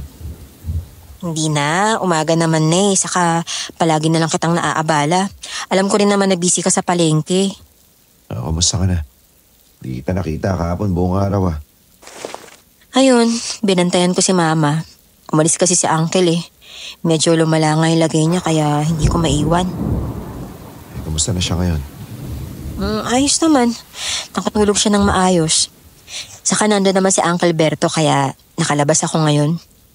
Kailan ko ba pwedeng makilala ang mama mo? Nahalata ko na natigilan si Celine pagkatapos ay umiwas ng tingin. Gusto mo ba talaga siyang makilala? Oo naman. Gusto kong patunayan sa kanya na malinis ang intensyon ko sa iyo at mahal na mahal kita. Mangiyak-ngiyak na lumingon sa akin si Celine at ngumiti kasabay ng pag-agos ng mga luha niya. Nagulat ako sa sunod niyang ginawa. Nilapit nito ang mukha sa akin at hinalikan ako sa labi ng matagal. Mahal din kita, Evan. Sa sandaling panahon na pamahal ka na rin sa akin. Gulat na gulat ako. Hindi ko inasahan na sasagutin niya ako ng araw na yon. Sa sobrang pagkabigla, ay natulala lang ako ng ilang sandali. Talaga? Ibig sabihin, tayo na? Girlfriend? Girlfriend na kita? Oo na. Simula ngayon, tayo na. Bigla akong napatayo at sumilip sa bintana at doon sumigaw dahil sa labis na tuwa. Yes! Yes! Woohoo! Mga kapitbahay! Sinagot na ako ni Celine! Sinagot na niya ako! Hoy, ano ka ba? Nakakahiya ang ingay mo. Bigla ko siyang niyakap ng mahigpit. Pagkatapos ay hinalikan din ito sa labi ng matagal. Nang muli ko siyang yakapin, ay unti-unting napaalis ang ngiti ko nang maalala ang narinig kong pag-uusap ni Celine at ng ina nito. Kahit na alam ko na nasa tapat lang ang bahay nila Celine, pinili ko pa ring magsuot ng maayos at presentableng damit. Ang gabing yon, ang araw na ipakikilala ko ni Celine sa kanyang ina. Sa kabila ng kaswal na pagngiti at pakikipag-usap sa kanya, ay pilit ko pa rin kinakalma ang sarili ko. Pero ang totoo ay kinakabahan ako. Hindi ko maiwasang matakot dahil wala akong alam sa plano ni Celine. Hindi ko alam kung susundin ba niya ang kanyang ina at ibibigay ako dito. Kung anuman ang magaganap, iniiwan ko na sa kamay ng Diyos ang lahat. Bago lumabas ng bahay, dala ang cake at isang bungkus ng mga bulaklak, ay pumunta na ako sa bahay nila. Celine, tao po! Hoy, Celine! Si Evan, nariyan na! Nang lumabas ito ng bahay, ay parang Diyosa sa ganda si Celine na sinalubong ako ng ngiti. Napakasaya ng mukha nito. Hindi ko mahulaan ang tumatakbo sa kanyang isipan.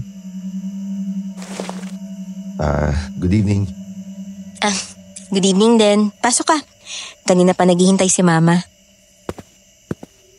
Pagpasok ko sa bahay nila, ay naroon naman ang pamilyar na lamig na dala ng matinding kilabot sa buong katawan ko. Nakita kong bahagyang nakabukas ang pinto ng silid na muntik ko nang pasukin noon. Ma, nandito na po si Evan. Halika, papasukin mo rito. Nilapag ko ang cake sa mesa at magkahawak kamay kaming lumapit sa pinto.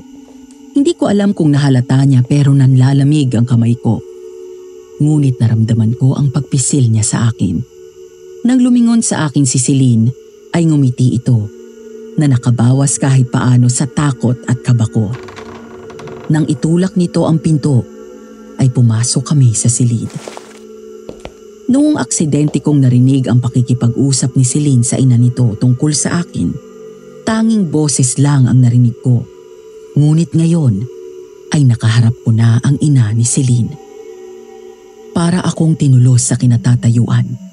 Natakot ako sa itsura ng nanay niya.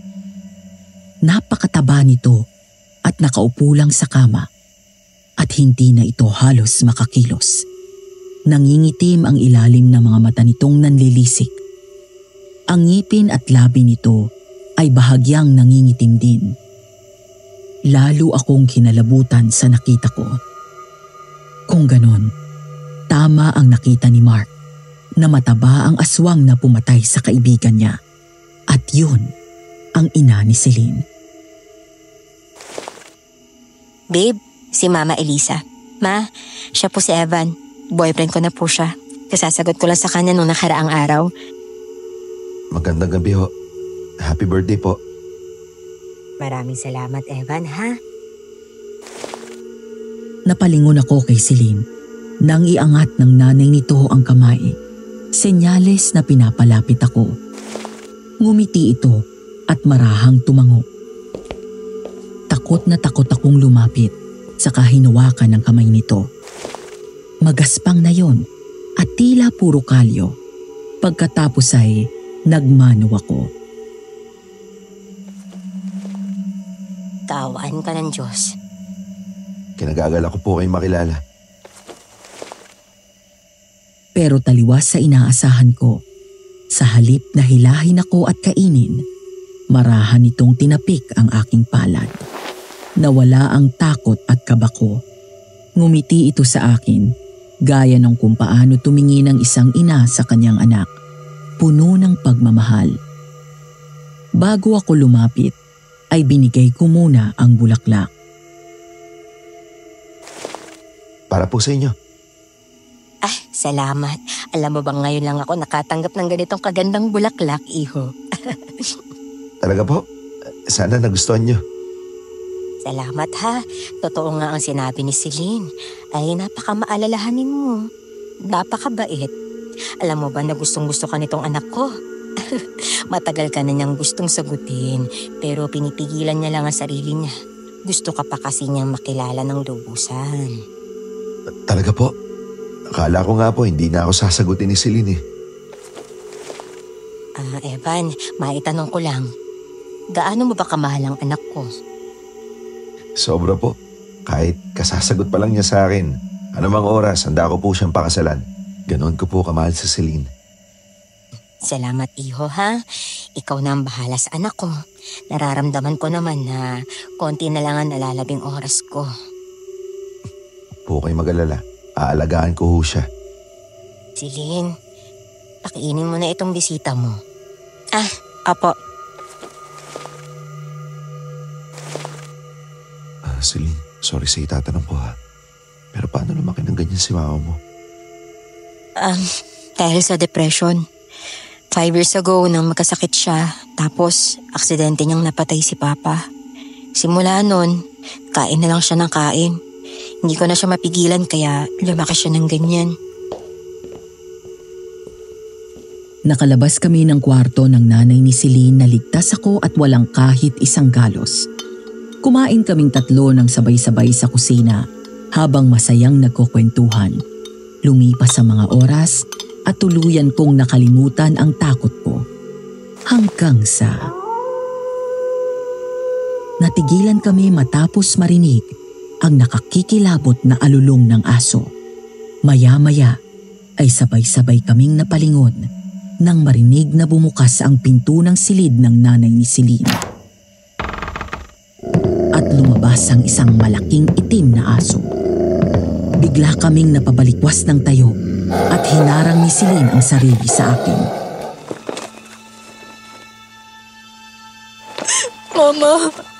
Mama, please. Wag, please, nakikiusap ako sa'yo. Sabi mo hindi mo siya sasaktan. Niyakap ko si Celine at agad pinagpalit ang pwesto namin. Siya ang napunta sa likod ko. Aling Elsa, uminahon ho kayo. Kung ang inaalala nyo ay yung tungkol sa sekreto nyo, huwag ho kayo mag-alala. Wala ho akong pagsasabihan. Evan, hindi ka na niya maiintindihan. Nagbabago ang ugali ni Mama kapag nagiging aswang na siya. Kahit kami ni Uncle Berto, madalas gusto niya na rin saktan. Para kay Celine ay nag-ipon ako ng tapang. Walang mangyayari kung pareho kaming matatakot. Kailangan may magtanggol sa kanya at maipakita ko sa kanyang ina na isa kong kakampi at hindi kaaway.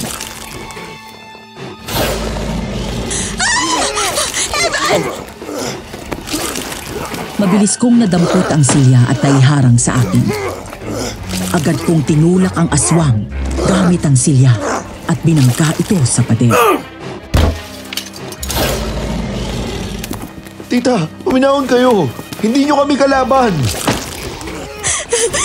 Evan, dahan-dahan lang. Baka masaktan si Mama. Bigla kong niluwagan ng silya nang marinig ko ang munting iyak nito at medyo kumalma ito pagkatapos ay tuluyan ko itong pinakawalan. Ang buong akala ko ay aalis na ito. Pero para itong toro na sinuwag ako at binanggagamit ang ulo nito ng malakas. Kaya tumama ang takiliran ko sa isang cabinet.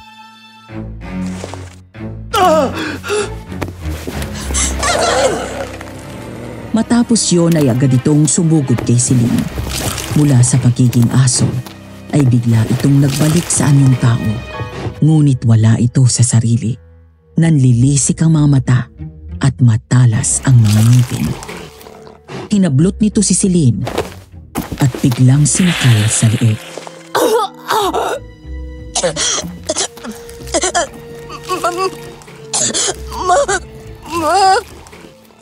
Ma, hindi ako makahinga. Matamat ako. Dali kong dinampot ang itak na nakita ko sa gilid ng lababo.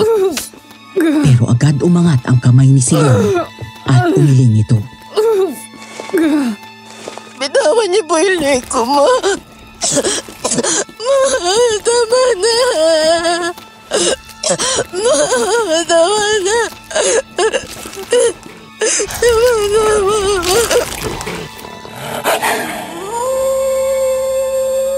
Nang mga sandaling yon ay naiyak na rin ako.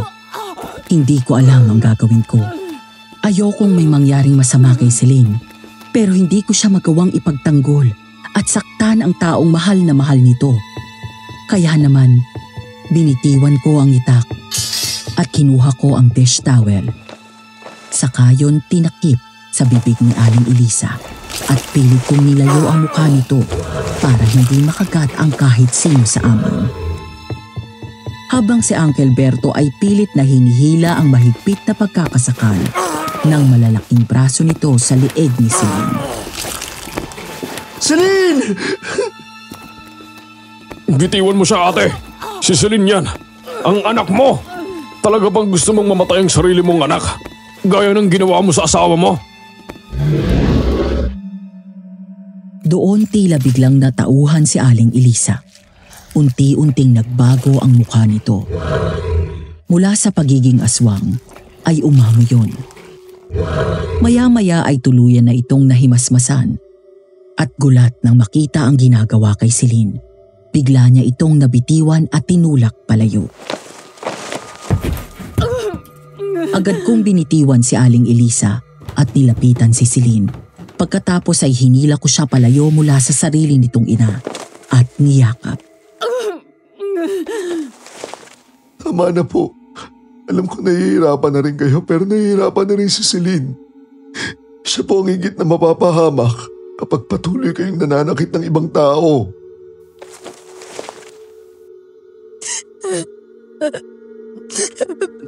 Patawarin mo ako, anak.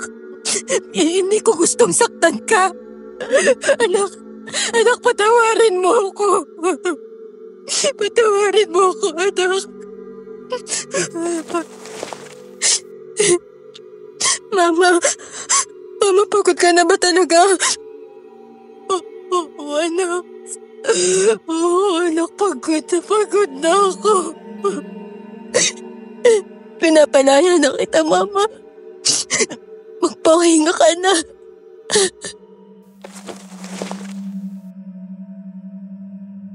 Malungkot nang umiti si Aling Elisa at sa hindi malaman at maipaliwanag na pangyayari.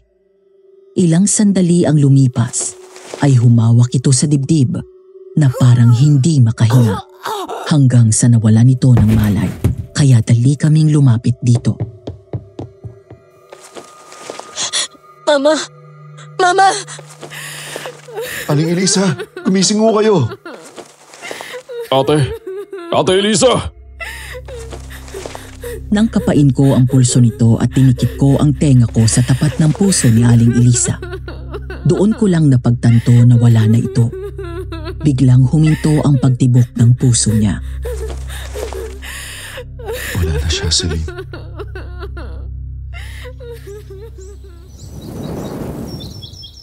Hindi na pinatagal ni Celine at agad pinakremate si Aling Elisa. Wala na ring burol na naganap dahil wala namang kaibigan ito doon sa lugar namin. At halos wala ngang nakakaalam na kapitbahay tungkol dito. Wala sa aming tatlo ang kayang ipaliwanag kung bakit ganoon ang pagkamatay ni Aling Elisa. Ayon sa mga medik na rumisponde, cardiac arrest ang kinamatay nito. Wala namang naghinala na ito ang aswang sa kabila ng kumakalat na usap-usapan dahil kay Mark na nakita isang beses si Aling Elisa bilang aswang. Mabuti na lang at lasing ito, kaya madaling gawa ng kwento. Natatawa na umiling ako saka pumasok sa bahay. Napangiti ako nang maabutan ko si Celine sa kusina at nagluluto. Kaya naman lumapit ako sa kanya at yumakap sa bewang nito at hinalikan ito sa pisngi. Ganito pala may asawa, no? Sarap umuwi tapos ganito kaganda yung misis na uuwian. Uy, Evan, hindi pa tayo kasal Halos magdadalawang linggo pa nga lang, wala na maging tayo Nakalimutan mo na ba yung sinabi ko sa'yo? Kapag sinagot mo ako, makakasalang kita agad. Hoy, wala pa nga 1 taon mula na makilala mo ko, no? Wala naman sa tagal na pagkakakilala yan, no? Yung iba nga, halos buong buhay na magkasama.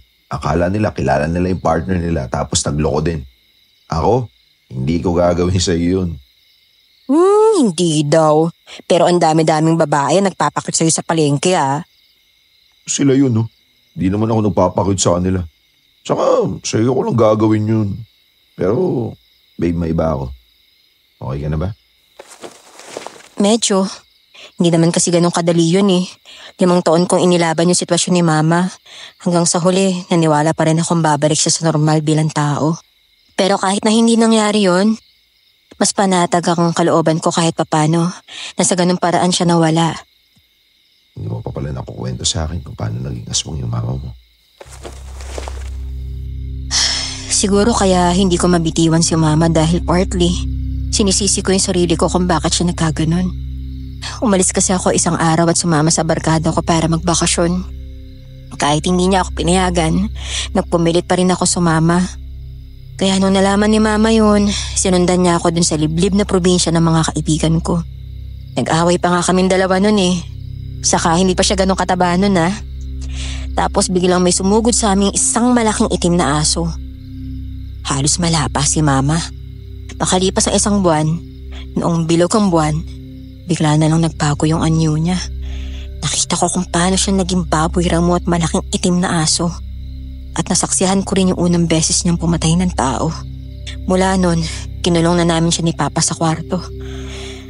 Ay, masakit man sa kalooban namin pero kinailangan namin ikadena si Mama para hindi na siya makasakit pa ng ibang tao. Anong nangyari sa papa mo? Isang gabi, nung bigla naging aswang si Mama habang nasa loob ng kwarto si Papa.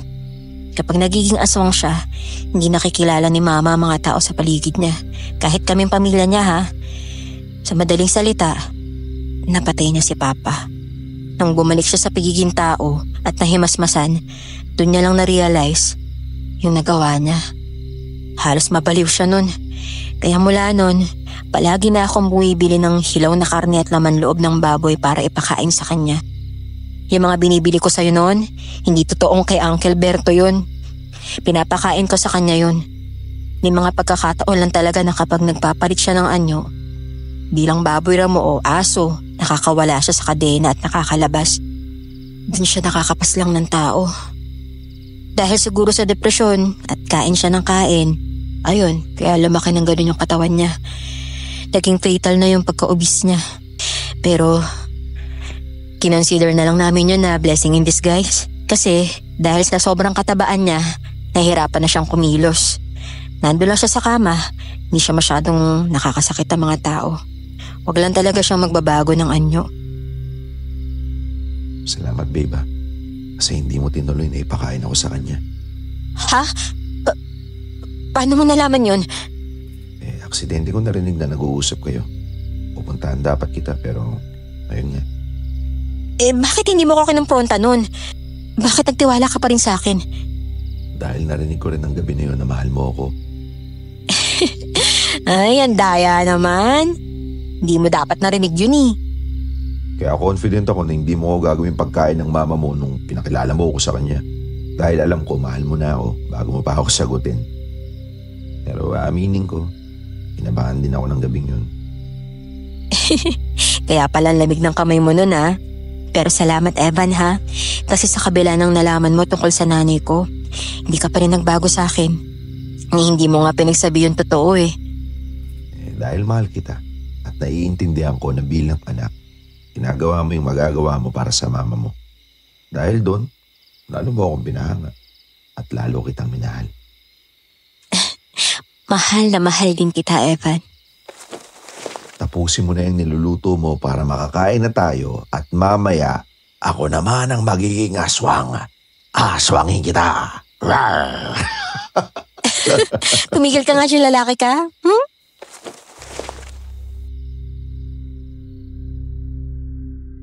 Matapos mailagak sa huling hantungan si Aling Elisa at makalipas ang 1 taon, ay saka kami nagpakasal ni Celine. Si Uncle Berto naman ay bumalik ng Maynila makalipas ng ilang buwan. Mula nang pumanaw ang kapatid nito. Masyado daw malamig doon sa Benguet at hindi na kaya ng katawan nito ang klima. Samantala, binenta naman ni Celine ang bahay nila at tuluyan ko na siyang kinuha at nagsama sa iisang bubong bago pa kami kinasal. Madaling natanggap ni Celine ang pagkamatay ni Aling Elisa at tuluyan na siyang natahimik. At masaya ako na naging parte ako ng bagong buhay na tinatahak niya kasama ang pamilya namin. Kung may natutunan man ako sa nangyari kay Aling Elisa, yun ay biktima lang din ito ng kasamaan ng iba. Nakita ko kung paano magmahal ang isang ina sa kanyang anak at ang anak sa kanyang ina. Puro, busilak at walang kapantay. Sana ay nagustuhan ninyo ang kwentong binahagi ko sa inyong lahat.